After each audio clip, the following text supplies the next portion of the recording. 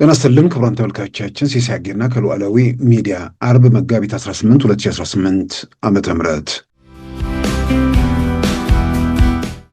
የተወዳደረባቸው በሙሉ ብልጽግና አሸነፈ ብለን ብንወስድ እንኳን ያሸንፋል ብለን ብንወስድ እንኳን ጨርሶ ተቃዋሚዎች የሚያገኟቸው የተረጋገጡ 43 ወንበሮች አሉ ማለት ነው።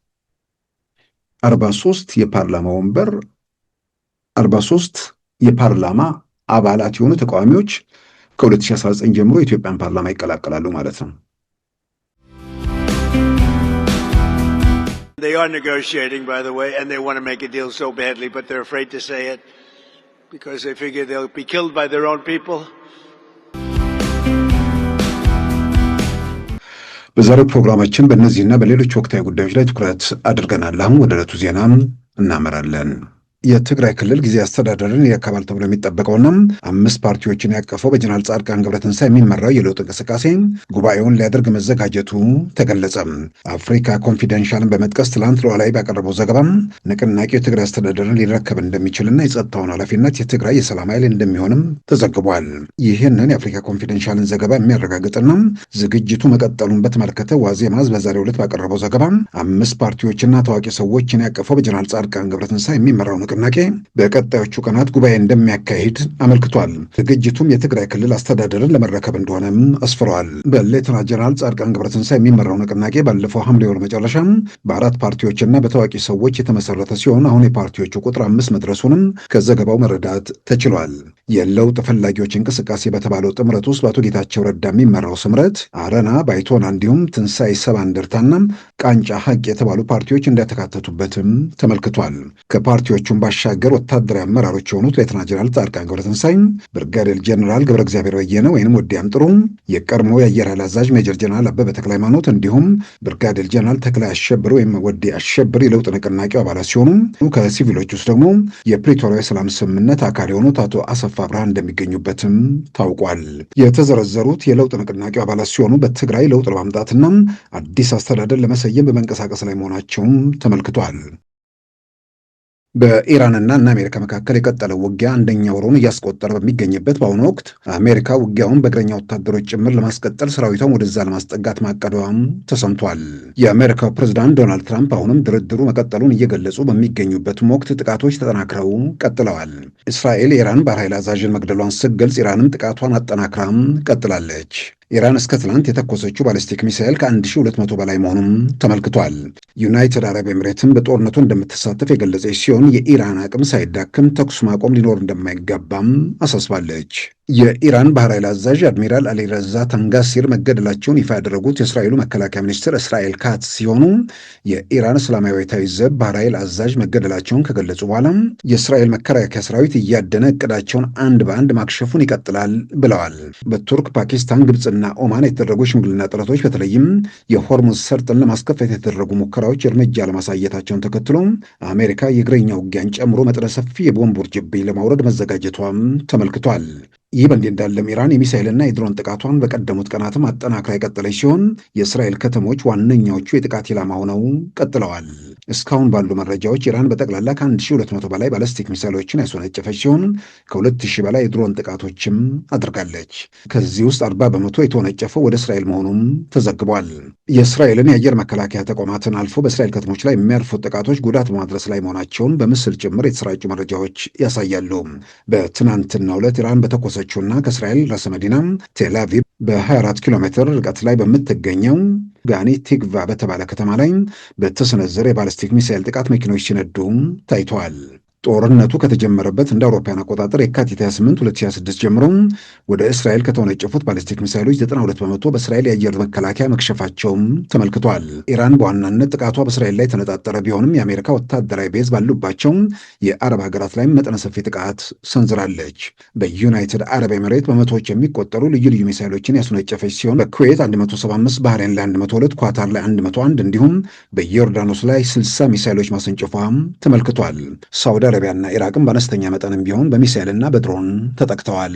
ጦርነቱ ከመጀመሩ በፊት ከ2000 እስከ 3000 ሚሳይል እንዳላት የተገመተችው ኢራን እስካሁን 1200 ያህል ማስወንጨፏም ተዘግቧል።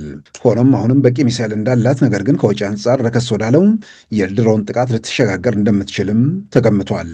በተያያዘ ዜና የሰሜን ኮሪያው መሪ ኪም ጆንግ አን በኢራን ላይ የተወሰደው እርምጃ በኒውክሌር ፕሮግራማችን እንድንቀጥል ያደርገናል ሲሉም ተደምጠዋል። የኢራን ጦርነት ያረጋገጠልን ጠንካራ መከላከያ አቅም የሌላቸው ሀገራት አደጋ መገለጣቸውን ያሉት ኪም ጆንግ አን የኢራን ጦርነት የኒውክሌር ኃይላችንን መቀጠል እንዳለብን አሳይቶናል ብለዋል። መሳሪያና ወታደሮችን ወደ መካከለኛው ምስራቅ በመላክ ላይ የሚገኙት ዶናልድ ትራምፕ አሁንም ድርድር መቀጠሉን የትላንት ሐሙስ እንደ አውሮፓውያን አቆጣጠር መጋቢት 26 2026 የገለጹ ሲሆን ኢራኖች ይህንን ይፋ የማያደርጉት ህዝባቸውን ፈርተው ነው ሲሉ ተደምጠዋል።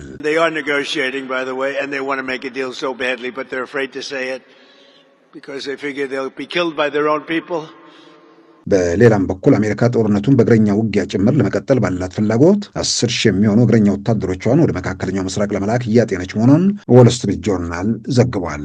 አሜሪካ ወደዚህ ጦርነት የሚያስገባት የተጋረጠባት አደጋ አልነበርም የሚሉ ድምፆች በአሜሪካ ምክር ቤት ጭምር ሲስተጋቡ መቆየታቸውም ይታወሳል። በአሁኑ ወቅት ደግሞ የሆርሙዝ ሰርጥን ለማስከፈት በሚል እየጠየቀ ያለውን ወጪ በተመለከተ የኬኔቲኬቱ ሴናተር በከፍተኛ ደረጃም ተቃውመዋል። የሌለ ችግር ፈጥረን ለፈጠርነው ችግር በትንሹ በቀን $2 ቢሊዮን በላይ የምናወጣበት ምክንያት ምንድን ነው ሲሉም ጠይቀዋል። የኬኔቲኬቱ ሴናተር ክሪስ መርፊ ጦርነቱ ከመጀመሩ በፊት ሰርጡ እኮ ክፍት ነበር። አሁን እኛው በፈጠርነው ችግር መፍትሄ ፍለጋ ላይ ነን። ይህ ፈጽሞ ምክንያት ያልሆነ ነገር ነው። በየቀኑ ለጦርነቱ የሚወጣው በትንሹ $2 ቢሊዮን በጣም ከፍተኛ ነው። ከዚህም በተጨማሪ በደርዘኖች የሚቆጠሩ ቤተሰቦቻቸውን አጥተዋል። ጦርነቱ ከቀጠለ ምናልባትም የተጨማሪ ደርዘኖችን ዋጋ ይጠይቃል። የሸቀጦች ዋጋ በአሜሪካ ብቻ ሳይሆን በመላው ዓለም እንዲያሻቅብ ምክንያት ሆኗል ሲሉ ለዚህ ሁሉ የትራምፕ አስተዳደርን ተጠያቂ አድርገዋል። The strait was open before the war began. We are now seeking to solve a problem that we created.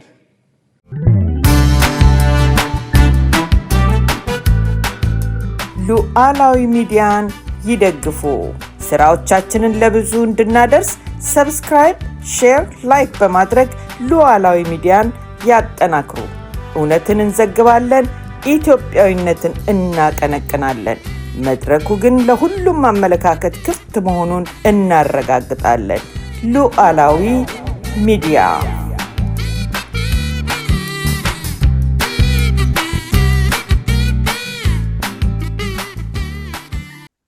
ክቡራን ተመልካቾቻችን ሀገር አቀፍ ምርጫ ግንቦት 24 2018 ለመካሄድ እንቅስቃሴው ቀጥሏል።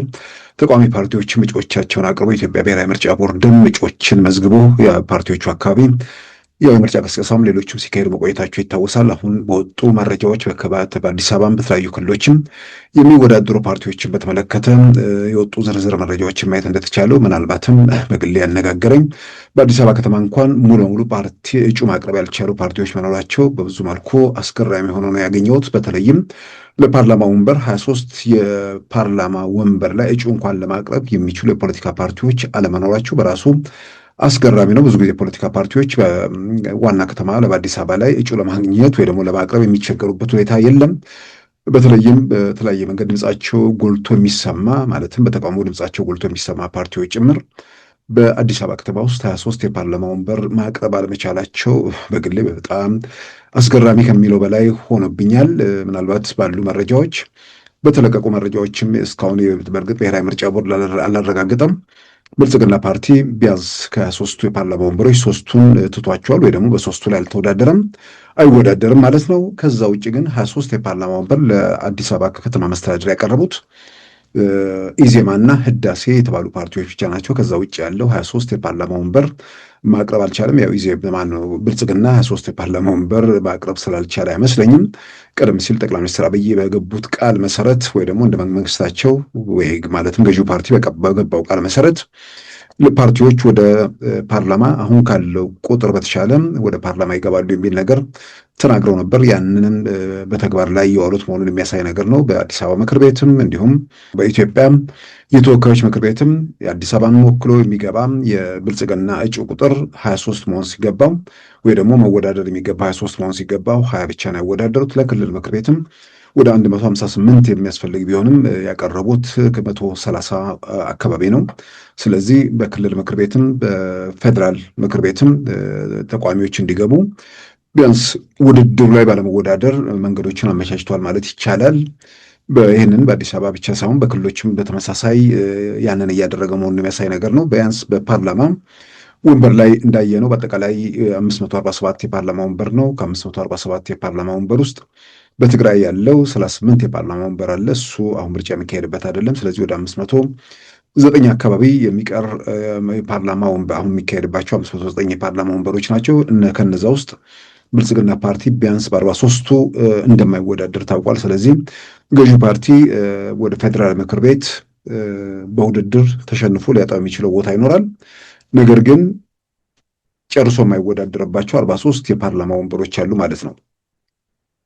ይህ በጣም የሚያበረታታ ነገር ነው። ይህኛውን ለመተርጎም የተሞከረበት ነገር ግን በግሌ በጣም ለአንዳንዶች አስገርሞኛል። ምናልባት አሳዛኝ ተብሎ እንዲጠቀስ የሚችል ነገር ነው። ብልጽግና ፓርቲ ለፓርቲዎቹ ወንበሩን ተወላቸው የሚል ምንድን ነው አንዳንድ መልእክቶች በዚህም በዚያም እያየው ነው። ጀዋርን ጨምሮ የጻፉትን አየው። አሁን ለብልጽግና ማን ነው ለኢዜማ እንደተለቀቀለት ለኦፌኮም ተለቆ ነበር። እስከ 50 ፓርላማ ወንበር እንለቅልሃለን ብለውት ነበር። እምቢ በህዝብ ምርጫ ድምፅ እንጂ በምንድን ነው በገዢው ፓርቲ ፈቃድ አልገባም። ከዚህ ቀደም ፓርላማ ወንበር ማግኘት ብርቅ አይደለም አለ። አሁን ከጀዋር መግለጫ የተረዳሁት ምናልባት የኦሮሞ ነጻነት ግንባር ምርጫ ውስጥ ወደ 163 እጩዎች አቅርቦ መሳተፉን ሲገልጽ ኦፌኮ የት ነው የሚል ነገር ጥያቄ ሳነሳ ነበር። ከጀዋር የተረዳ ነው ኦፌኮ በምርጫው አይሳተፍም፣ ለመሳተፍ ቃል ገብቶ ነበር። ስለዚህ አልሳተፍም ብሎ አቋም ይዟል ማለት ነው። ያ ማለት ደግሞ ከሚቀጥለው ዓመት ጀምሮ ኦፌኮ የሚባል የፖለቲካ ፓርቲ አይኖርም ማለት ነው። 2 ጊዜ ተከታታይ ምርጫ ያልተሳተፈ ፓርቲ ህጋዊነቱን ያበቃል ማለት በህግ የተቀመጠ ነገር ነው። እንኳን አሁን ምርጫ ለመሳተፍ አይደለም በሌላ መንገድ ቲፒኤልኤፎችም ያው ህጋዊነታቸውን እያጡ የመጡበት ነው።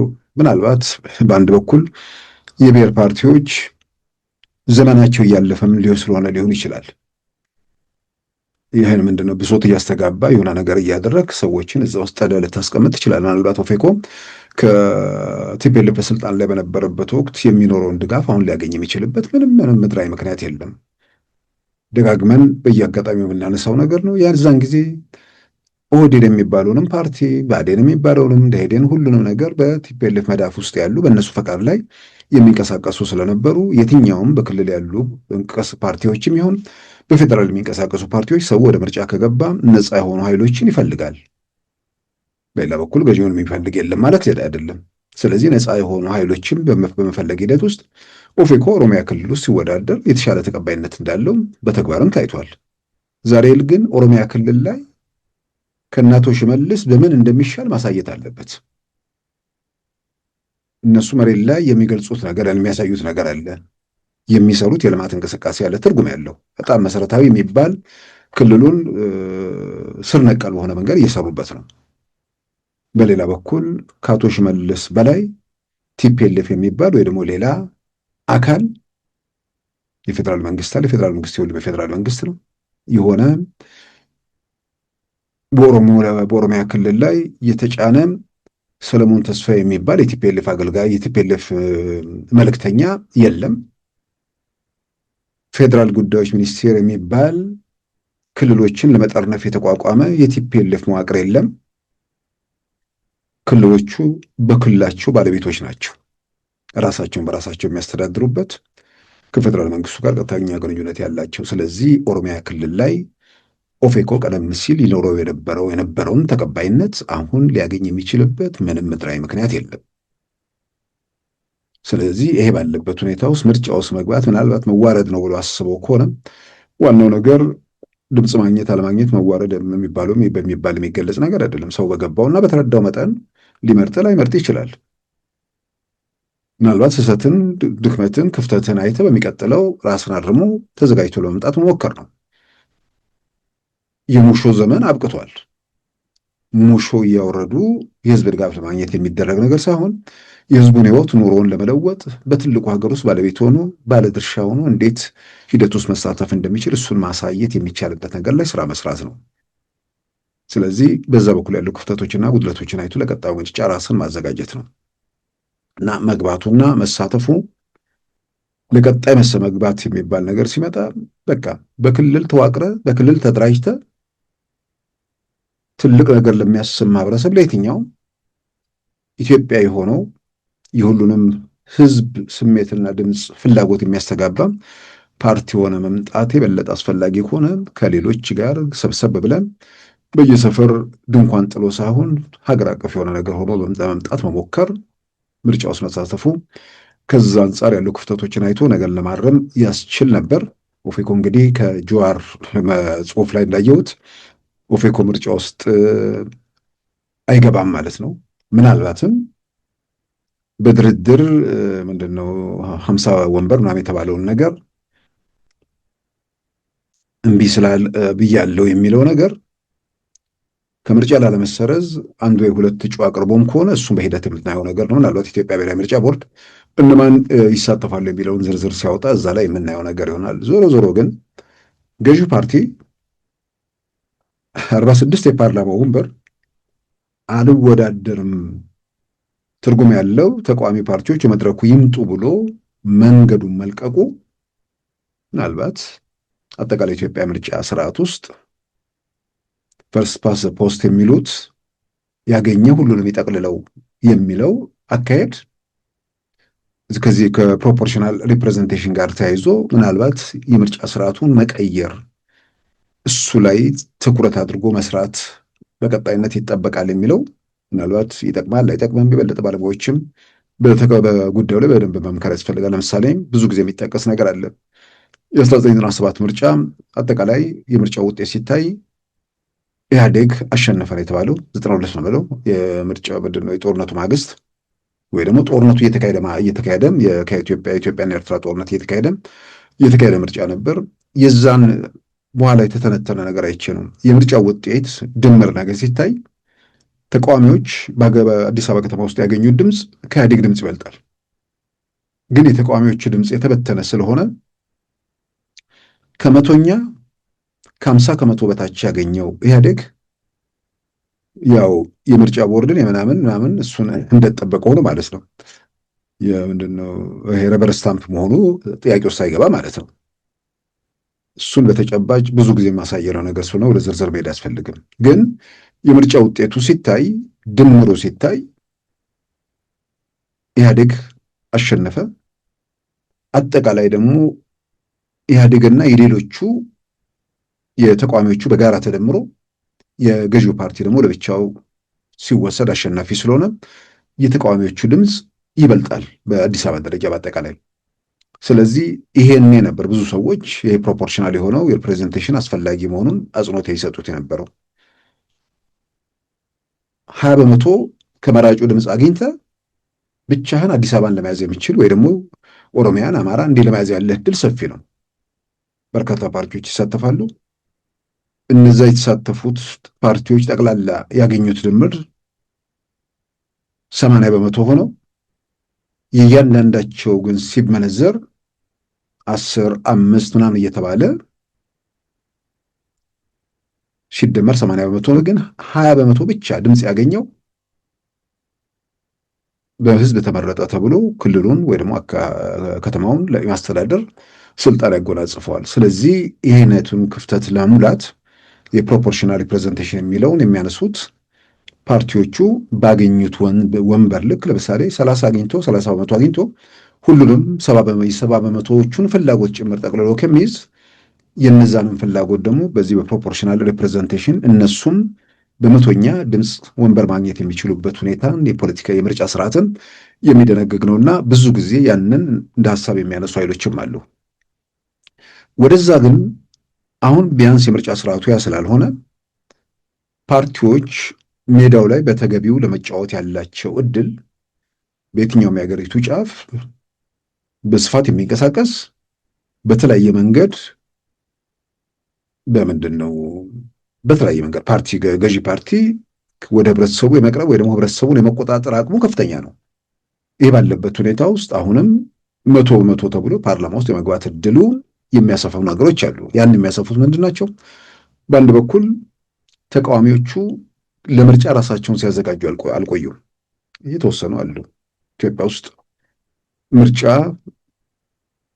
ያስፈልጋል ብቻ ሳይሆን ኢትዮጵያ አሁን ባለችበት ሁኔታ በተለያየ መንገድ የሚተኩሱ ኃይሎችንም ጭምር ገምግመው ስልጣን ላይ ያለው መንግስት የሀገሪቱን ሰላም አረጋግጦ መሄድ ካልቻለ የሀገር መፍረስን ጭምር የሚጋብዝ ነገር ስለሆነ ሂደቱን ማጎልበትና ያንን ክፍተቶቹን የሞሉ እያጠናከሩ መሄድ ይጠቅማል በሚል በኃላፊነት ስሜት የሚንቀሳቀሱ ፓርቲዎች አሉ።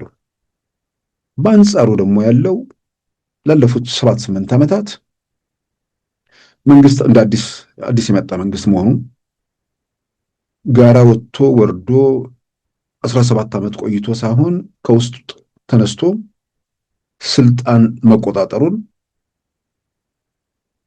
የሀገሪቱን ስልጣን በመዳፋቸው ይዘው የቆዩት ደግሞ ሰዎች የሀገሪቱን የጸጥታ መዋቅርና የሀገሪቱን መሳሪያ ጭምር በእጃቸው ማስገባታቸው ይህ ኃይል በቀላሉ ይሄዳል ተብሎም በመታመኑ ስልጣን የተነጠቁትም ስልጣን የሚፈልጉትም በጋራ በዲሞክራሲያዊ አንድነት በምርጫ ሂደት ውስጥ ገብተው ሂደት ውስጥ በመሳተፍ የሚገኘውን ነገር ወይ ደግሞ ለዲሞክራሲያዊ ሂደቱ መጎልበት ወይ ደግሞ ያሉ ክፍተቶችና ጉድለቶችን እያረሙ ከመሄድ ይልቅ መውጫው መንገድ አቋራጩ መንገድ ምርጫ ሳይሆን የሽግግር መንግስት ነው የሚለው ነገር ላይ በጣም ትኩረት ሰጥተው ሲንቀሳቀሱ ቆዩ። ያን የሽግግር መንግስት የመጀመሪያው በከተማ ውስጥ ሁከት ነበር ለማሳካት የተሞከረው።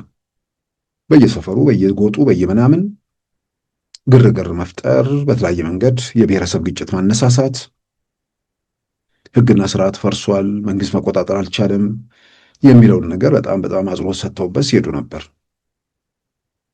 ያኛውን እየተቆጣጠረ በመዳፍ ውስጥ እያስገባ ህግ የበላይነትን እያስከበረ ሲሄድ ደግሞ ከዛን ጊዜ ጀምሮ መተኮስ የጀመረ የኦሮሞ ነጻነት ግንባር ወይ ደግሞ ሰራዊት የሚባል ኃይል እሱ ሌላ ችግር ፈጣሪ ሆኖ የአገሪቱ መከራ ምንጭ ሆኖ ቀጠለ።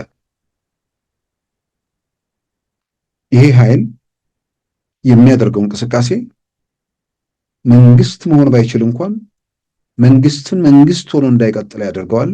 መንግስት ሆኖ መቀጠል ካልቻለ ደግሞ ተገዶ ወደ ድርድር ይመጣል። ተደራድሮም የሽግግር መንግስት ይቋቋማል። የሽግግር መንግስት ሲቋቋም ወደ ስልጣን የመጣው መንግስት የሚሄድበት መንገድ 27 ዓመት ሀገሪቱ ከምትሄድበት የእኛና የነሱ ፖለቲካ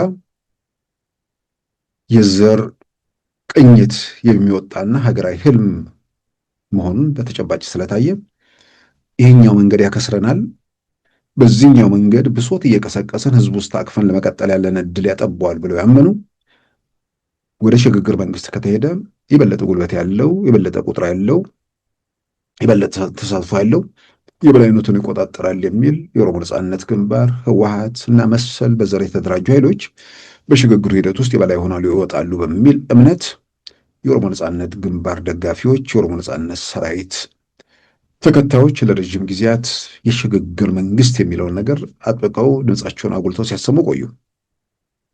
የህወሓት ጦርነት፣ ከዛ ፋኖ እንቅስቃሴ ምናምን እያለን እንጠራቸው ነገሮች፣ እነዚህ ሁሉ ሂደቶች ውስጥ ተስፋ ነበር ለኢትዮጵያ ውስጥ ወደ ሽግግር መንግስት ይሄዳል የሚል ሀገሩን ካልተቆጣጠረ በተለያየ መንገድ ያለውን ጫና መቋቋም ካልቻለ ወደ ሽግግር መንግስት ይሄዳል የሚል ትልቅ ተስፋ ስለነበራቸው የትኛውም ፓርቲ በተለይም የዘር አጥር ውስጥ ተከልለው ያንን እያቀነቀኑ የሚንቀሳቀሱ ኃይሎች በሽግግር መንግስት ላይ ብቻ እምነት አድርገው በሌላም በኩል ደግሞ የሽግግር መንግስት የሚለው ነገር ደግሞ ያዋጣል የሚሉ ሌሎችም የህብረ ብሔር የሚል ስያሜ ይዘው ከሰፈር መውጣት ያልቻሉ ፓርቲዎችንም ጨምሮ ማለት ነው የሽግግር መንግስት የሚለው ነገር ላይ ከመጠን በላይ ተስፋ አድርገው እዛ ላይ ሲንቀሳቀሱ ስለቆዩ በቂ ዝግጅት አላደረጉም፣ በቂ እንቅስቃሴ አላደረጉም።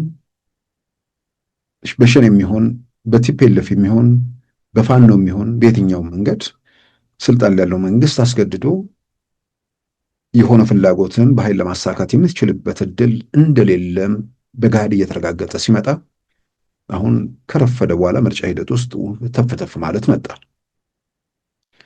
በዚህ ሁኔታ ውስጥ እንግዲህ ክልል ሄደህ ካልተንቀሳቀስክ፣ በተገቢው ሰዎች ካላደራጀ፣ በቂ እጩ ለማቅረብ ያለህም እድል በህዝብ ዘንድ ለምንድነው ተሰሚ ለምነት ለማግኘትም ያለው ሁኔታ በብዙ መልኩ ጥያቄ ውስጥ የሚገባ ነው። ስለዚህ በዚህ መንገድ በተፈጠሩ ክፍተቶች በቂ ዝግጅት በፓርቲዎቹ በኩል አልተደረገም። ይህም የፈጠረው ክፍተት አለ። ይሄ ክፍተት በተፈጠረበት ሁኔታ ውስጥ ገዢው ፓርቲ ጠቅላላ የፓርላማ ወንበሮቹን ሰብስቦ ለመውሰድ ያለው እድል በጣም ሰፊ ነው። ሰፊ ነው የሚለውን ነገር የሚያረጋግጠው አንደኛ ቀደም ሲል እንዳልኩት ቀደም በፊት በነበሩ ምርጫዎች የምርጫ ሂደቱ በአንጻራዊ ነፃ በነበረበት በጣም 97 የዛን ጊዜ በተለያዩ የኢትዮጵያ ክልሎች ውስጥ ተቃዋሚዎች ትርጉም ያለው ድምፅ ማግኘት ችለው ነበር። ያ ድምፃቸው ኢትዮጵያ ውስጥ ያለው ስልጣን ላይ ያለው መንግስት ዘረኛ መንግስት ነው፣ ሀገርን አያስቀጥልም የሚል እምነት ህብረተሰቡ ውስጥ በጣም የገነገነ ስሜት ነበር። ስለዚህ በብሔር የተደራጁትም ቢሆን በጋራ ሆነው የሚንቀሳቀሱ ለምሳሌ እነ ኦፌኮ ህብረት በሚባል ኃይል ውስጥ ይሳተፉ ነበር። ቅንጅቶች ራሱን የቻለ ሌላ ህብረ ብሔራዊ ኃይል ነበር። በዚህ ሁኔታ ውስጥ ያኔ በነበረው ምርጫ ከፍተኛ ቁጥር ማግኘት ከፍተኛ ድምፅ ማግኘት የቻሉበት ሁኔታ ተፈጥሮ ነበር። ዛሬ ላይ ኦሮሚያ ውስጥ ያለ ሰው ወይ ደግሞ አማራ ክልል ያለ ኃይል በክልሉ ከሚንቀሳቀሰው ብልጽግና ፓርቲና በተቃዋሚዎቹ መካከል ያኛውን በምን የተሻለ አድርጎ ሊወስደው ይችላል፣ በፖለቲካ ፕሮግራም በምናምን እያለን እንችላለን። ያንን ፕሮግራሙን ወይ ደግሞ ዓላማውን ለማስረጽ ትርጉም ያላቸው ስራዎችን የመስራት የቻሉበት ሁኔታ ተፈጥሯል ወይ? ከዛ ውጭ ግን ቀደም ሲል በቲፒኤልኤፍ ዘመን እንደነበረው በምስለኔነት የመጡ ወይ ደግሞ ጉዳይ አስፈጻሚዎች አይደሉም። አሁን ያለው አማራ ክልል ያለው ኦሮሚያ ክልል ላይ የትኛውም የኢትዮጵያ ክልል ላይ ያለው የሆነ ቡድን የሆነ ሰፈር ተላላኪ ወይ ደግሞ ሆነ ተደራጁ ሰዎች ጉዳይ አስፈጻሚ ሳይሆን የኔ ፓርቲ ነው የሚል እምነት ስሜት ይኖራል።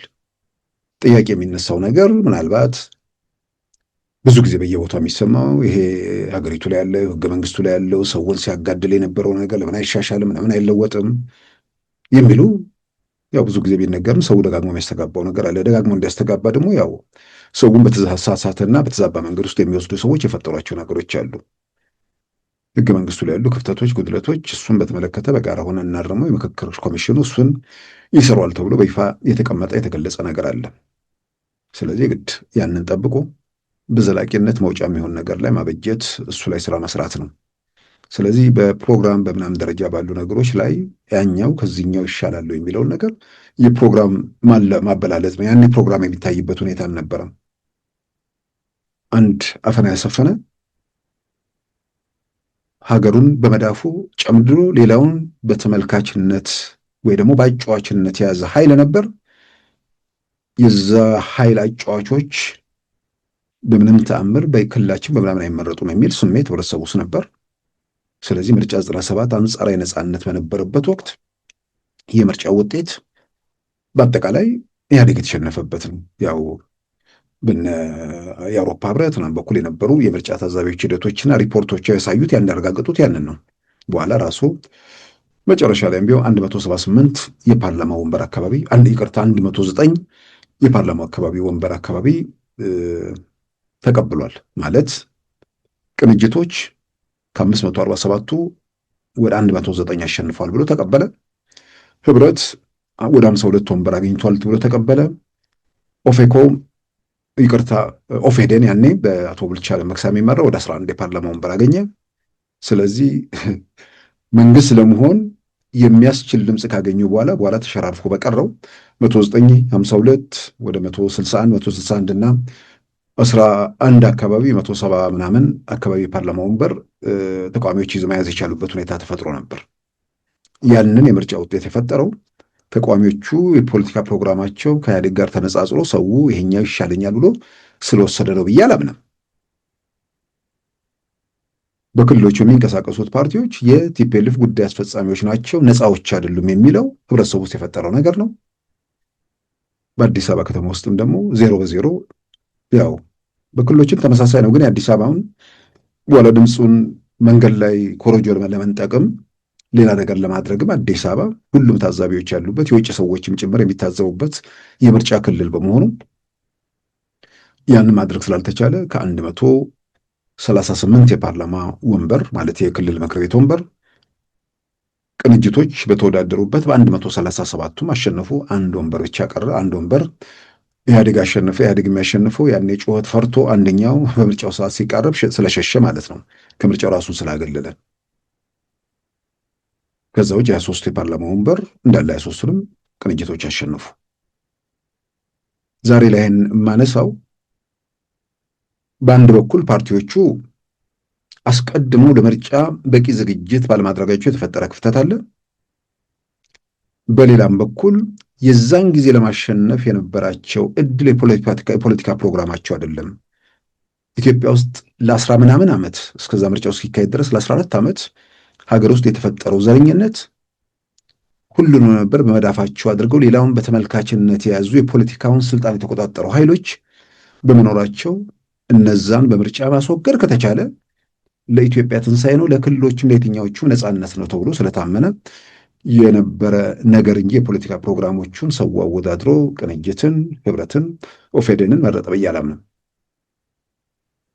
ዛሬና በዛም ጊዜ መካከል ያለውን ሁለት መሰረታዊ ነገር ስናነሳ አንደኛ ይነስ የሚብዛ ምርጫው ህዝባዊ ወያኔ ሓርነት ትግራይ ህወሓት ከተከፋፈለ በኋላ የሚካሄድ የመጀመሪያ ምርጫ በመሆኑ የመጀመሪያው ህወሓት ክፍፍል በኋላ የሚካሄድ ምርጫ ከመሆኑ ጋር ተያይዞ ፓርቲ ውስጥ መሰንጠቅ መታየቱ ያ መሰንጠቅ ደግሞ እነ አቶ መለስ በአደባባይ ያስተጋቡት እስከዛን ጊዜ ድረስ ለነበረው አፈና፣ ጭቆና፣ በተለያየ መንገድ ላለው ነገር 14 ዓመት ኢትዮጵያ ውስጥ ከሜዳው የወጡት የእናቶ ስዬ፣ የእናቶ ተወልደ፣ የእናቶ ገብሩ ቡድን እነሱ የፈጠሩት ነው የሚለውን ነገር በደንብ በሰፊው አስተጋብተዋል። እነሱ ከሄዱ በኋላ ሙሉ በሙሉ የዲሞክራሲ ስርዓት በኢትዮጵያ እናሰፍናለን የሚል የአደባባይ መግለጫዎች ብቻ ሳይሆን አንዳንድ እርምጃዎችም ታይተዋል። እነዛ እርምጃዎች ሰው በምርጫው ላይ ተስፋ እንዲያደርግ፣ ፓርቲዎችም በምርጫው ላይ ተስፋ እንዲያደርጉ መንገድ የጠረገ ይመስለኛል። ለምሳሌ ከዛ በፊት ኢትዮጵያ ውስጥ ቲፒኤልኤፍ ሲመጣ ያው ነፃ ፓርቲ ፖለቲካ ምንድን ነው የነፃ ሚዲያ እንደዚህ የተጀመረበት ሁኔታ ነው ያለው። ነፃ ሚዲያ ውስጥ ያለ ሰው ያው በሰበብ አስባቡ እስር ቤት ገብቶ የሚቆለፍበት ብቻ ሳይሆን ማዕከላዊ ምርመራ የተባለው ዋናው የፌዴራሉ የምርመራ ቢሮ እስር ቤቱ በአንጻራዊ መልኩ ትንሽ የተሻለ ነው ማለት ጣቢያን ላላየ ሰው የተሻለ ምንድን ነው የሚለው ላይገባው ይችላል። ማዕከላዊ የታሰረ ሰው ማዕከላዊ ምርመራ ምኑን የተሻለ ሊል ይችላል። ማዕከላዊ ምርመራ የታሰረ ሰው ጣቢያን ካላየ ላይገባው ይችላል።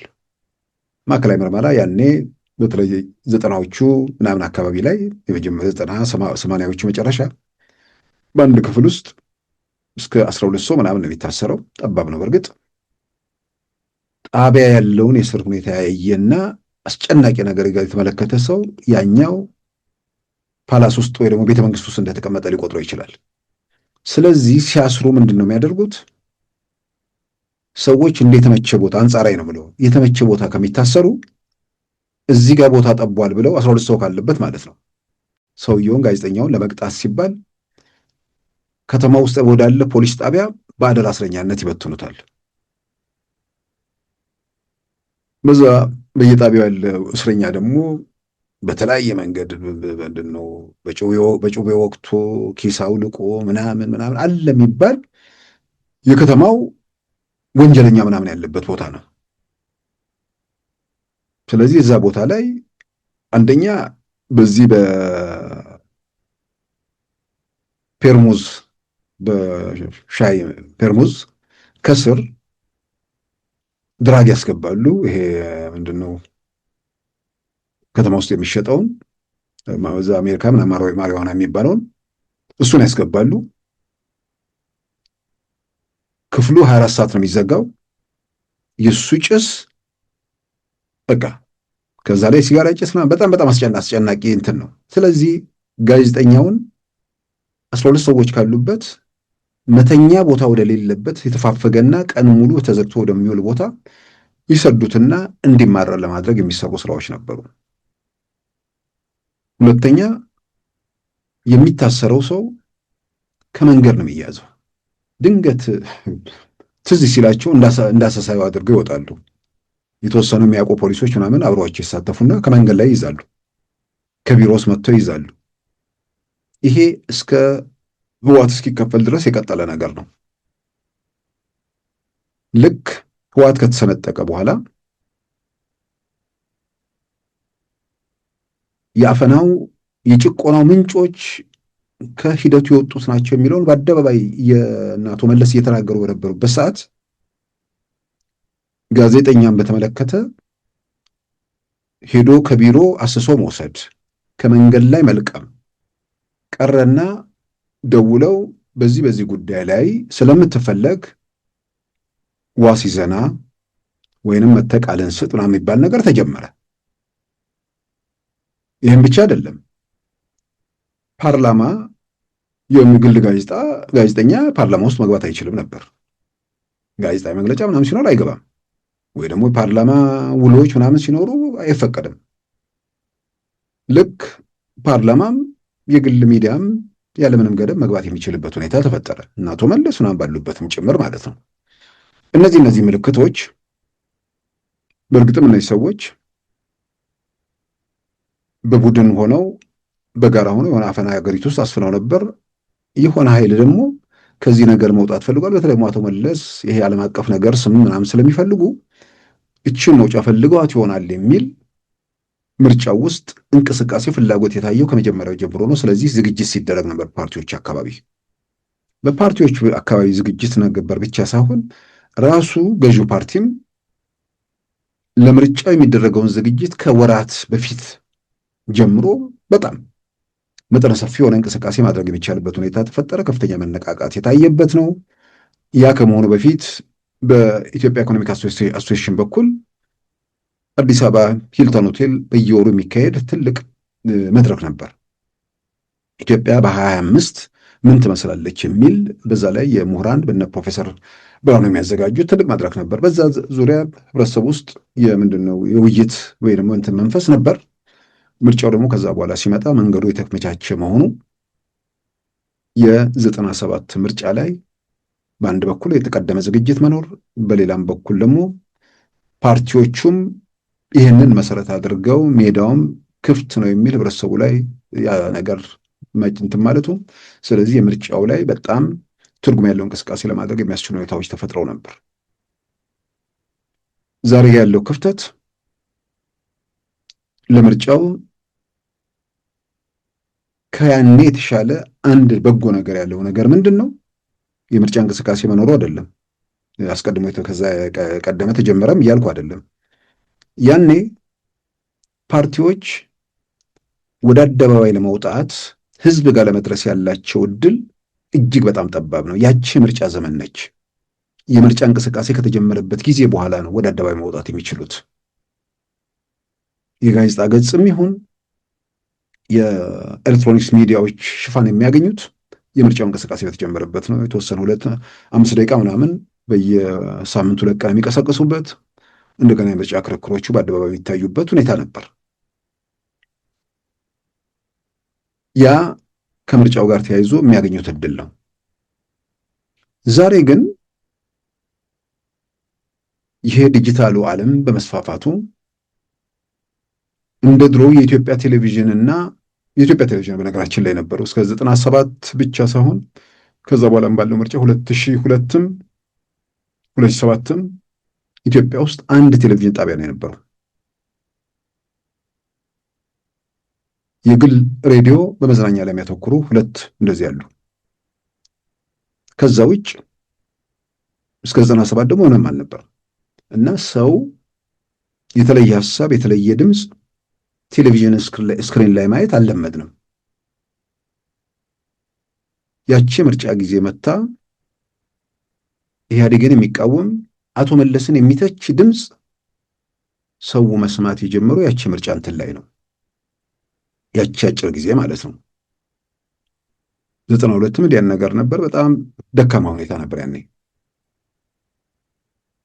በሌላ በኩል የጦርነቱም ስሜት ስለነበር ቲፒኤል ማነው ህዋቶችን ያን ያህል ብዙ የጠላትነት ስሜት የሚመለከታቸው ነበር ተብሎ የማይታመን። ምክንያቱም እንትን የተሰራ ስራም አለ ሀገር ውስጥ አፈና ለማስፈንና ዘረኝነትን ለማስፋፋት ከተወሰነ ደረጃ ከቲፒኤል ማነው ከሻዕቢያ ጋር የተደረጉት ትብብር ነው የሚል ግምገማ ነበር በአንዳንዶች በኩል። ሰዎቹ ከነዚህ ከሻዕቢያ ጋር ከተለዩ ምናልባት ሀገሩን ለማስተካከል እድል ይኖሯቸዋል የሚልም ተስፋ ተደርጎ ይሆን ያን ያህል በጦርነት ማግስት ስለሆነ የቀደሙ አይነት ምሬትና ስሜት ነበር ብዬ ልወስድ አልችልም። የተወሰነ ምርጫ ቀስቀሳ ነበር፣ አደባባይ የወጡ ክርክሮች ነበሩ። የ97ን ያህል የሚሆን አይደለም። ስለዚህ 97 ጋር ስንደርስ በብዙ መልኩ ብዙ ነገሮች ተለወጡ። የምርጫ ክርክሩ መጠነ ሰፊ ነበር፣ ያ ነገር ነበር። አሁን ግን የምርጫ ጊዜ ጠብቆ ሳይሆን ሰው መዓት መገናኛ ብዙሃን ያሉት በርካታ ቴሌቪዥን ጣቢያዎች አሉ፣ በርካታ በሺዎች ዩቲዩቦች አሉ። ሌላው ቀርቶ ፓርቲዎቹ የራሳቸውን የቲክቶክ የዩቲዩብ የምናምን አካውንት ከፍተው በየቀኑ መልእክት ማስተላለፍ የሚችሉበት እድል ሰፊ ነው። ስለዚህ ከብልጽግና የሚያንሱት ምናልባት ሳተላይት ላይ መውጣት ያለ መውጣት ነገር ካልሆነ መረጃ ምንድነው መልእክታቸውን ህዝብ ጋር ለማድረስ በርካታ ፕላትፎርሞች አሏቸው። የምርጫ ዘመኑ በመምጣቱ ያኔ የምርጫ ጊዜ ላይ የነበረው ድባብ አሁን ሊመጣ አይችልም። ያኔ በምርጫ ዘመን የፈጠረው ድባብ የተለየ ድምፅ ሰው ቤቱ ቁጭ ብሎ ሶፋው ላይ ቁጭ ብሎ ወይ የሆነ መሸታ ቤት ቁጭ ብሎ ከመንግስት የተለየ ድምፅ መስማት የሚችልበት ዘመን ስላልነበር ያቺ የተለየች ጊዜ ነች። አሁን ግን ከመንግስት የተለየ አይደለም። ነፃነት ለከት አልባ ሆኖባቸው በነፃነቱን አቢዩዝ የሚያደርግ ወይ ደግሞ በነፃነቱን በተለያየ መንገድ ነፃነቱን ለክፉ ዓላማ ወይ ደግሞ ለጥፋት እየተጠቀሙ ጥላቻ፣ ዘረኝነት ምናምን የሚሰበክበት ሰው የተለየ ሀሳብ አይደለም። ዘወትር ስድብ፣ ሴራ ምናምን እየሰማ ስለሚኖር ምርጫ ሲደርስ አደባባይ ላይ ወጥቶ በሚነገር ላይ ምንም የሚፈጠር የተለየ ነገር አይጠብቅም። የተለየ ነገር የሚጠብቀው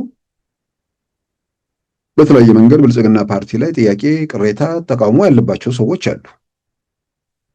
ስልጣን ቢይዙ እነዚህ ሰዎች ከዚህኛው ስልጣን ላይ ካለው ቡድን በምን ተሽለው ሀገሩን ወደፊት ማራመድ እንደሚችሉ ከጸጥታ አንጻር የተፈጠረውን ክፍተት ስልጣን ላይ ያለው መንግስት በዛ መንገድ የፈጠረው ነገር ከሆነ ያንን በምን መልኩ ሊያርቁትና ሊያስተካክሉት የኢኮኖሚ ፖሊሲያቸውን አጠቃላይ ጉዳዩን የተመለከተ ተሽሎ ወይ ደግሞ ልቆ መገኘት የሚችሉበትን አቅማቸውን ማሳየት የሚችሉበትን ሜዳ ነው ያ።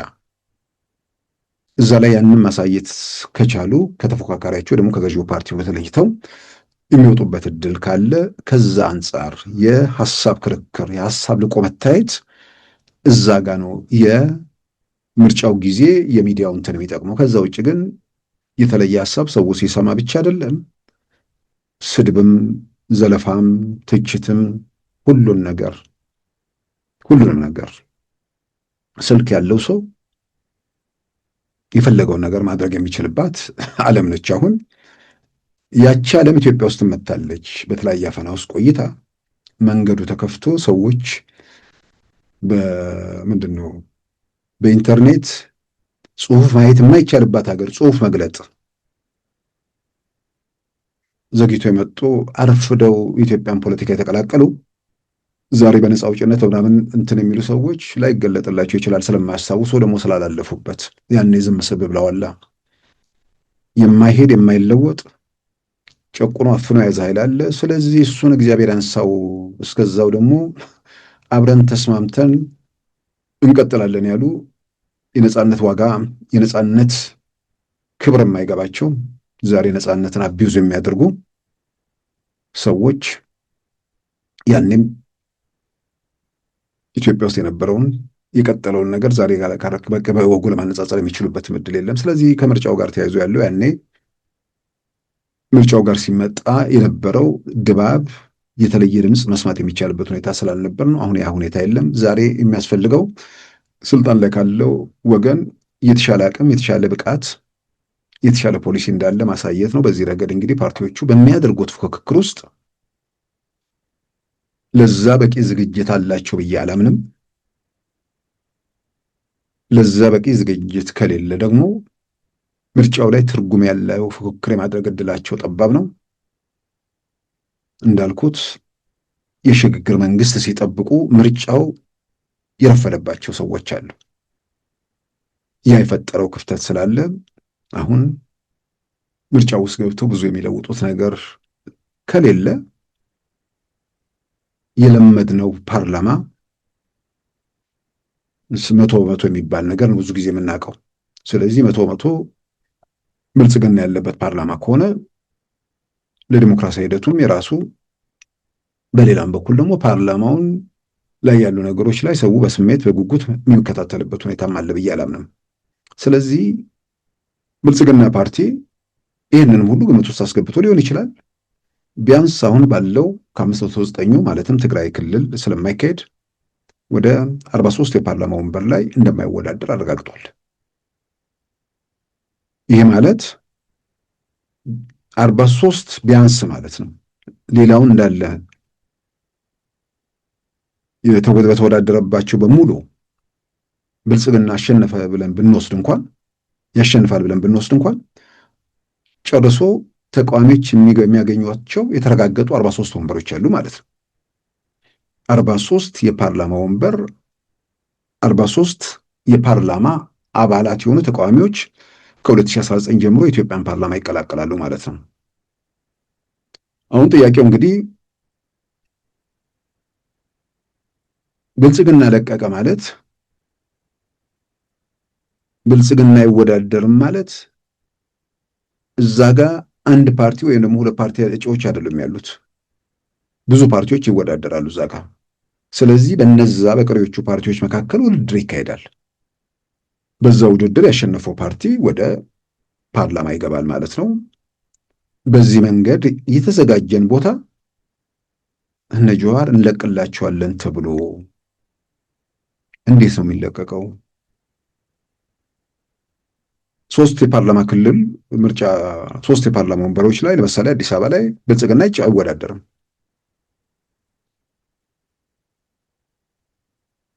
ኦፌኮ ምንድን ነው? ኦነግ ይወዳደራል፣ ኢዜማ ይወዳደራል፣ ህዳሴ የሚባል ፓርቲ ይወዳደራል፣ ትብብር ይወዳደራል። እንደዚህ አይነት ውድድሮች አሉ። ስለዚህ ለማን ነው? ለሁሉም እኮ ነው የለቀቀው ብልጽግና። ተቃዋሚ የሆነ ሰው ፓርላማ ይግባ ብሎ ወስኗል። ስለዚህ ጠቅላላ የሚወዳደሩትም ተመሳሳይ ናቸው ማለት ነው። እንዲለቀቅላቸው ተስማምተው ነው የሚወዳደሩት። ልክ ተለቀቀ የሚለው ነገር የሚያስቀኝ ነገር 2 ፓርቲዎች ብቻ ቀርተው መጨረሻ ላይ ብልጽግና ወጣ፣ ያኛው ፓርቲ አውቶማቲካሊ ያልፋል አይነት ነገር እያደረጉ ነው። እንደዛ የሆነበት የትኛውም አካባቢ የለም። ይህን የሚሉ ሰዎች ከተለቀቀላቸው ውስጥ ወይ ደግሞ ብልጽግና ቢለቅም እነከሌ የተሻለ ተቀባይነት ስላላቸው ማሸነፋቸው አይቀርም የሚል ነገር መደምደሚያ ላይ ስለደረሱ ያንን ሸፍነው እያቀረቡት ሊሆን ይችላል። ግን ለህብረተሰቡ ግልጽ የሆነው ነገር ብልጽግና ለቀቀ ማለት ሌሎች ፓርቲዎች ጠቅላላ በጋራ የቀሩት ፓርቲዎች ይወዳደራሉ አዲስ አበባ 3ቱ የፓርላማ ወንበሮች ላይ እና ከ158ቱ የክልል ምክር ቤቱ ወይ ደግሞ ከተማ አስተዳደሩ ወንበር ቢያንስ 20 ምናምኑ ላይ ብልጽግና ባይኖርም ሌሎች ይወዳደራሉ። ይህ ባለበት ሁኔታ ውስጥ እንለቅላቸዋለን ተብሎ እንለቅላቸዋለን የሚለው እኮ አደባባይ ነው። ቢያንስ አሁን ካለው ፓርላማ የተሻለ ፓርላማ ይኖራል ብለው ጠቅላይ ሚኒስትር አብይ አህመድ ሲናገሩ ምን ማለት እንደሆነ እኮ የሚያጠራጥር ነገር አይደለም። አንወዳደርም ነው፣ ሌላ ጣጣ የለውም። ያልዛም ሊሆን የሚችለው እንደ በፊቱ ብሔራዊ ምርጫ ቦርድ የታዘዘውን የሚፈጽምና የተነገረውን የሚያስተጋባ ሆኖ እከሌ እነዚህ ምርጫ ክልሎች ላይ እኛ እናሸንፍ፣ እነዚህ ላይ ደግሞ እንደዚህ ይሸነፍ ብሎ መግለጫ መስጠት ወይ ደግሞ እንትን ማለት አለበት ማለት ነው። ብሔራዊ ምርጫ ቦርድን እንደው እውነት ለመናገር አሁን ጥያቄ ማንሳት የሚቻልበት ሁኔታ አለ። ቢያንስ የአደባባይ የምናውቀው 2013 ብቻ አይደለም። ህወሓት ጋር በተያያዘ ብሔራዊ ምርጫ ቦርድ የፕሪቶሪያ የሰላም ስምምነት ብዙ አውዳሚ ጦርነትን የገታ የጥይት ድምፅ የጠመንጃ ላንቃ የዘጋ ስምምነት፣ እዚያ ስምምነት ላይ ህወሓት የሚባል አሸባሪ ተብሎ የተፈረጀ ቡድን ከሽብር መውጣትና ህጋዊነቱ መመለሱ የስምምነቱ አካል ነው። ብሔራዊ ምርጫ ቦርድ ግን መንግስት ስላዘዙ አላደረገም። በቃ በህግ ይህንን ማድረግ አልችልም ማለት የነበረው ውጣ ውረድ ሁሉም ሰው ያስታውሰዋል። አይ በቃ ይሄ ነገር ስምምነት ስለሆነ አድርጉ ተብሎ አይደለም የተወሰነው። ፓርላማው ሄዱ ጋር ፓርላማው ህግ ማሻሻያ ያደረገ። በህግ የሚመራው ብሔራዊ ምርጫ ቦርድ የፓርላማው ማሻሻያ ያንን እድል ስለሚፈቅድ በዛ መሰረት ህወሓትን ህጋዊነት ለመመለስ ሄደ። ድሮ እንደዚያ ነገር የሚታሰብ የሚገመት ነገር ነው። ስለዚህ ብሔራዊ ምርጫ ቦርድ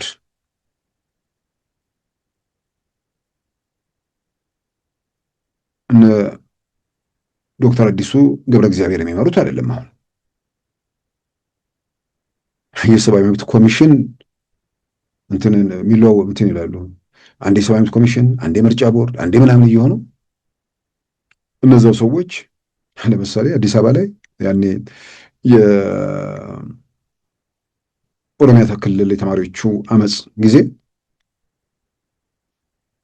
በፓርላማ ያቀረቡት እንትን በጣም ብዙ ሰው የሚያስታውሱ ይመስለኛል። እዛ ቦታ ላይ በንጹሃን ላይ የተፈጸመውን ጭፍጨፋ የጉዳዩን አነሳስና ምናምን የኦሮሞ ነጻነት ግንባር ምናምን ተብሎ እንዴት እንደቀረበ ብዙ ሰው የሚያስታውሰው ነገር ነው። ስለዚህ ያቋቋምከው የሆነ አጀንዳ እንዲፈጽምልህ በነጻ ተቋማት ስም የተቋቋሙ ተቋማት ነጻ አለመሆናቸውና ነጻ እንዳይሆኑ ደግሞ ሲፈጠሩ ያንን ነጻነት ለመክፈፍ የሚችሉ ጉዳይ አስፈጻሚዎች እንዴት እንደሚሾሙ በኢትዮጵያ ብሔራዊ ምርጫ ቦርድ፣ ኢትዮጵያ ሰብአዊ መብት ኮሚሽን በምናምን በደንብ የምናውቀው ነገር እና ያ ተቋም እንደሌለ መቼም ዛሬ በዚያም ያሉ የሚክዱት ነገር አይመስለኝም። የሚያነሷቸው ነገሮች አሉን ብዬ አላምንም። ስለዚህ የኢትዮጵያ ምንድነው ፓርቲ ምንድነው ብልጽግና አሁን ካለው ፓርላማ የተሻለ ፓርላማ ቁጥር ይኖራል፣ ተቃዋሚዎች ድምፅ ይሰማል የሚለው ነገር ሲመጣ ሂደቱን ለሚያውቅ አውቶማቲካሊ የሚከሰትለት በዚሁ መድረክም ተናግረናል። ይሄ ማለት በተወሰነ ምርጫ ክልል ላይ ብልጽግና አይወዳደርም ማለት ነው፣ ሜዳውን ሌሎች እንዲወዳደሩበት ይተዋል ማለት ነው የሚለውን አስቀድመንም ስናነሳ ነበር። አሁን በተግባር የታየውም ቢያንስ አዲስ አበባ ላይ 3 የፓርላማ ወንበር ከ23ቱ በሀገር አቀፍ ደረጃ ደግሞ ከ509 አሁን ካለው ማለትም ከሚካሄድበት 43ቱን እንደማይወዳደር ግልጽ አድርጓል። 46 አካባቢ 46 የፓርላማ ወንበር ትቷል ማለት ነው። ስለዚህ ተቋሚዎች ይወዳደራሉ። ከዛ በኋላ የተሻሉት ይገባሉ፣ በህዝብ የተመረጡት ማለት ነው። ግን የኢትዮጵያ ዲሞክራሲያዊ ሂደት 40 ምናምን ሰው ፓርላማ ውስጥ መግባት ቀላል ነገር አይደለም። ያንን ቀላል ያልሆነ ነገር ደግሞ የበለጠ ትርጉም እንዲኖረው በማድረግና ቀጣዮቹ የጨዋታው ሜዳዎች ላይ ወደ ውድድር ሜዳ ላይ ውጤታማ ለመሆን ብሶት የሚስተጋባበት መድረክ ሳይሆን ትርጉም ያላቸው ክርክሮች የሚደረጉበት ለጭብጨባ የሚደረጉ የፓርላማ ላይ ግርግሮች ምንም የሚፈይዱት ነገር የለም። ያስጨበጭባሉ፣ ከዛ ነፋስ ይወስዳቸዋል። ነፋስ የማይወስደው ለውጥ የሚያመጣ ነገር የፖለቲካ ኢትዮጵያን በዲሞክራሲያዊ ሂደት የሚያጎለብት ገዢውን ፓርቲ በፈቀደውና በፈለገው መንገድ እንዳይሄድ የሚቆነጥጥና ልጓም የሚያበጁ የህዝብ ጥያቄን በተገቢው የሚያስተጋቡ እንደዚህ አይነት ድምፆች የሚበረክቱበት የሚታዩበት እንዲሆን እሱ ላይ ነው እንግዲህ በለጠ ትኩረት መደረግ ያለበት። ህብረተሰቡም በዛ ረገድ የተሻሉ ሰዎች፣ የተሻለ ብቃት ያላቸው፣ የተሻለ ራዕይ ያላቸው ከጭብጨባ ባሻገር ማሰብ የሚችሉ ምናልባት ወደ እነዛ አጋድሎ ድምፁን መስጠት የሚችልበት ሁኔታ ቢፈጠር ፓርላማው የበለጠ ህይወት ያለው ይሆናል። ጭው ምንድነው መጥቶ ምናምን የሆነ ጠቅላይ ሚኒስትሩ ወይ በመጡ የሆነ አካል በመጣ ቁጥር የዛን ዕለት ለሚዲያ ፍጆታና ለግርግር የሚሆን ነገር ሳይሆን በትክክል ለምሳሌ ብዙ ጊዜ አሁን ተቋሚዎቹ ጋር የማየው ፓርላማ ውስጥ ወደ ድምጻቸውን ሲያስተጋቡ የነበሩ ሰዎች የሚገርመኝ ስለ ኢትዮጵያ ሰላም አብዝተው ይጮሃሉ። ሰላሙ ለመታጣቱ መንግስትን ይከሳሉ። መንግስት ስለ ሰላም በአደባባይ ድምፁን እያስተጋባ ስለ ሰላም አሻፈረኝ የሚሉትን ግን አንድም ቦታ ላይ ሲገስጹ ወይ ደግሞ ወደ ሰላም መንገድ ነው ሲሉ ተሰምቶ አይታወቅም። የህብረተሰቡ ሰላም አይደለም የሚያስጨንቀው ማለት ነው። ያንን ቢሉ የሚጮህ የሚንጫጫ የማይጠይቅ ዝም ብሎ የሆነ ሲጋት የሚውል ጭፍን ደጋፊ አለ። የሱን ጩኸት የሱን ግርግር ፈርተው ነው። ግን የኢትዮጵያ ፖለቲካ ባለፉት 7 ዓመታት በተለይ 8 ዓመታት ያየ ሰው እንኳን የፓርላማ እንኳን ፖለቲካ ውስጥ ያለ ሰው አሁን አርቲስቶቹ ለምደውታል። በፊት ይደነብሩ ነበር። የሆነ ነገር ማድረግ የሆነ ጫጫታ ይፈጠራል ብሎ ነው። ስለዚህ ለመንጫጫት የፈለገ ሰው ምንም ብታደርግ መንጫጫቱ አይቀርም። በሌላም በኩል ደግሞ ከጫጫታው በላይ የሚያሳስበው ኢትዮጵያ ውስጥ በተለያየ መንገድ ያሉ ችግሮች አሉ። እነዛ ችግሮች እነዛን ፈተናዎች እንዴት መወጣት አለብን? እዛ ላይ ለዛ ያንን ለማድረግ ምን ማዋጣት አለብኝ? ሰላም እንዳይመጣ ችግሮች እንዲቀጥሉ የሚያደርገው ማን ነው? በዚህ በኩል የሚደረጉ እንቅስቃሴዎች በጣም መሰረታዊ ስለሆኑ ፓርላማ ላይ የሚገቡ ሰዎችም ከጭብጨባ ባሻገር በሚበጁ በሚጠቅሙ ለሀገር በሚያሻግሩ ጉዳዮች ላይ የሚያተኩሩ የተሻለ አቅም የተሻለ ራዕይ ያላቸው ሰዎች ወደ ፓርላማው ይገባሉ ተብሎ እንግዲህ ይጠበቃል። ግን በእርግጠኝነት አሁን ያረጋገጥነው ነገር 46 የተለዩ ድምጾች የገዢው ፓርቲ ያልሆነ ድምጽ ያለው ፓርላማ ከመስከረም 2019 መጨረሻ ጀምሮ እናያለን ማለት ነው። የአንድ አበረታች ነገር ነው። ስለዚህ በምርጫው ሂደት ላይ ሜዳው እኩል ነው የተለቀቀው። ለኦፌኮ 50 ወንበር ብልጽግና ወይ ደግሞ ገዢው ፓርቲ የሚለቅበት ምክንያት ነው የማይገባኝ። ምን ስለሆነ ነው ለኦፌኮ 50 ወንበር ለቅልሃል የሚባለው? ምን ስላደረገ ምን ስለሆነ? ኦፌኮ ምርጫ ካልተካፈለ ሰማይ ስለሚደፋ ነው? ምን ተጽዕኖ ስላለው በአሁኑ ሰዓት ለኦፌኮ 50 ለኦነግ 50 ለኢዜማ 50 ለአብን 50 ለእናት ፓርቲ 50 እንደዚህ እየተባለ ከዛ በኋላ ብልጽግና ባዶ እንዲቀር ነው?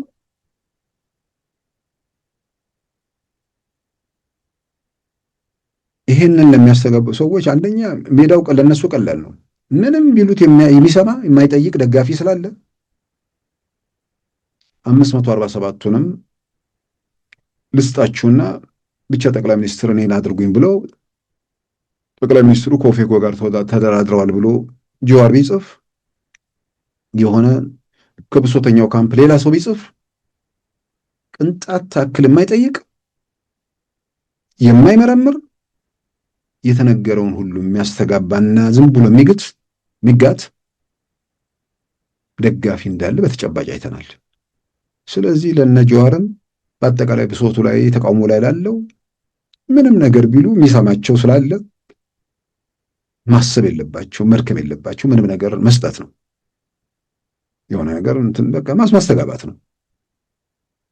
ግን ያው ይሄ ኃይል እየተበተነ ሄዶ መጨረሻ ላይ ብቻቸውን እርስ በርስ መነጋገር ይጀምራሉ። እርስ በርስ መደማመጥ እንትን ይላሉ። ይሄኛው በሶት የሚያስተጋባው እና ቢያንስ ይህንን እንዳውንታይ ነገር መመልከት ነው።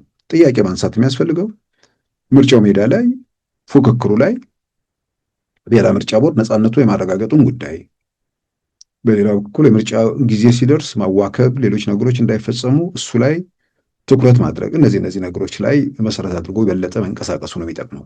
ክቡራን ተመልካቾቻችን የዛሬ አርብ መጋቢት 18 2018 ፕሮግራማችን በዚሁ ተጠናቋል። ጤና ይስጥልን።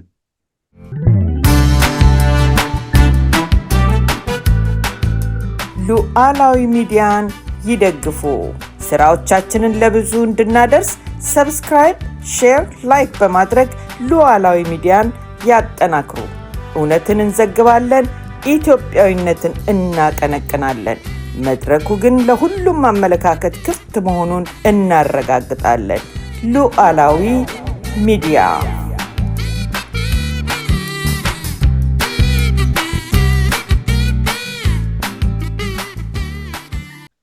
የዛሬ አርብ መጋቢት 18 2018 ፕሮግራማችን በዚሁ ተጠናቋል። ጤና ይስጥልን።